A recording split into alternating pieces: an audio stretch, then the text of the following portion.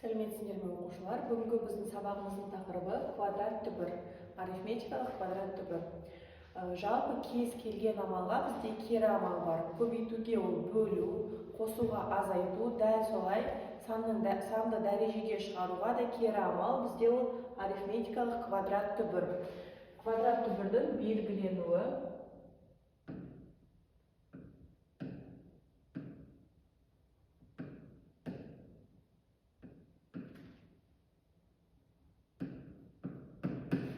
квадрат түбір деп оқимыз. Оқыған кезде арифметикалық деген сөзді қолданбаймыз. Енді нақтырақ айтқанда, бұл бізде екінші дәрежеге, яғни санның квадратына кері амал квадрат түбір. Мысалы, бізде 2-нің квадраты 4-ке тең болса, демек бізде түбірдің астында, квадрат түбірдің астындағы 4 2-ге тең деген сөз, яғни кері амал.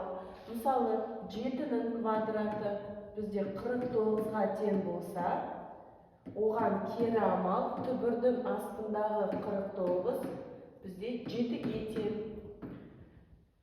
9-дың квадраты немесе екінші дәрежесі 81-ге тең болса, оған кері амал квадрат түбірдің астындағы 81 9-ға тең деген сөз.